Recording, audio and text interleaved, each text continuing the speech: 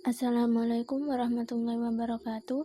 Alhamdulillah, pada pertemuan kali ini kita akan membahas tentang hadis qudsi. Kita sebagai umat Islam memiliki pedoman yaitu Al-Quran dan hadis. Al-Quran bersifat universal dan sudah tidak diragukan lagi kebenarannya. Sedangkan hadis, ada beberapa macam hadis dan sifat dari hadis itu sendiri. Salah satunya adalah hadis qudsi. Hadis qudsi secara bahasa berasal dari kata kodusa yakdusu kudsan, artinya suci atau bersih. Secara istilah, banyak sekali definisi mengenai hadis qudsi.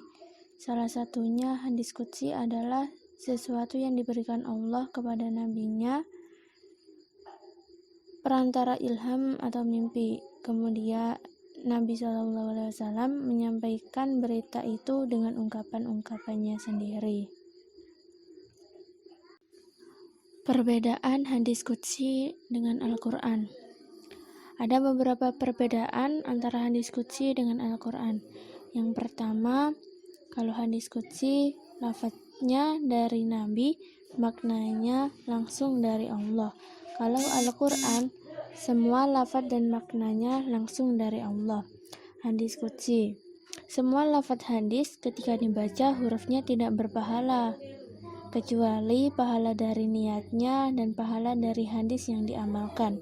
Sedangkan Al-Quran, semua lafadz Al-Quran ketika dibaca hurufnya berpahala. Contoh dan bentuk hadis qudsi. Bentuk hadis qudsi yang pertama, hadis yang di akhir sanadnya disebutkan Rabbihi azza wa jalla, diriwayatkan dari Rabbnya azza wa jalla, atau hadis yang di akhir sanadnya disebutkan Allah Ta'ala berfirman.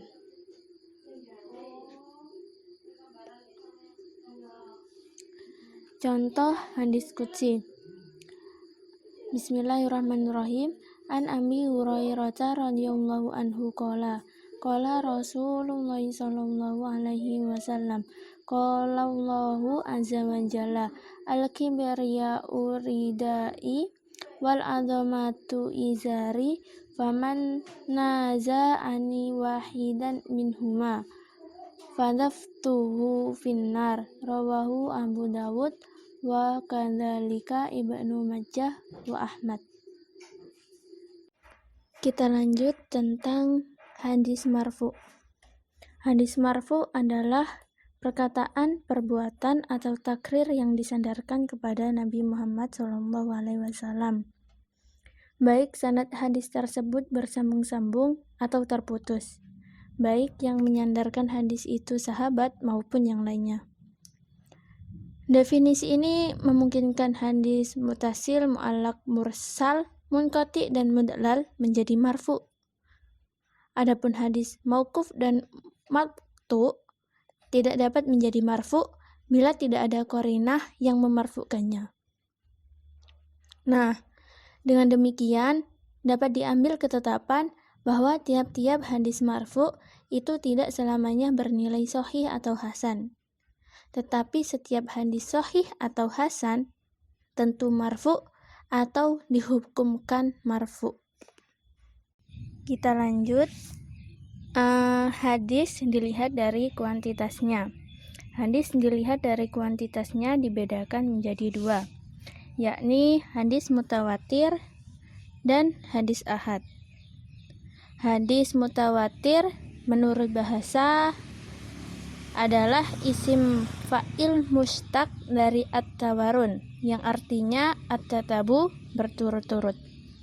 Menurut istilah, hadis mutawatir adalah hadis yang diriwayatkan oleh banyak periwayat yang menurut adat istiadatnya mustahil untuk berbuat dusta. Hadis mutawatir sendiri dibagi menjadi dua, yakni mutawatir lafzi dan mutawatir maknawi. Gampangnya, kalau mutawatir lafzi itu sudah disepakati lafaz dan maknanya, dan mutawatir maknawi masih terjadi pendapat antara makna dan lafadznya. Yang kedua, yakni hadis ahad.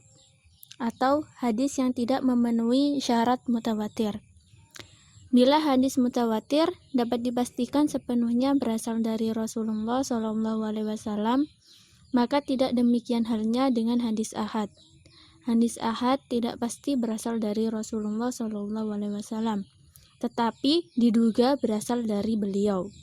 Dengan ungkapan lain, bahwa hadis ahad mungkin benar berasal dari beliau.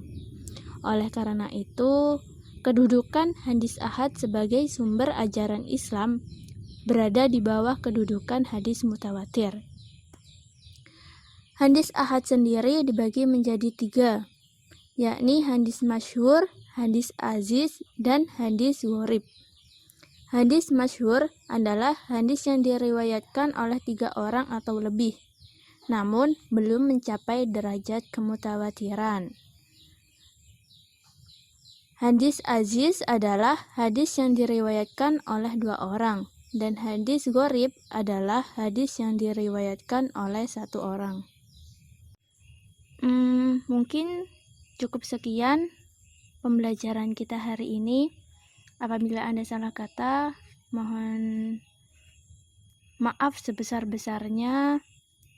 Semoga ilmu yang kita peroleh hari ini manfaat ila yaumil qiyamah. Amin ya rabbal alamin. Saya akhiri. Wassalamualaikum warahmatullahi wabarakatuh.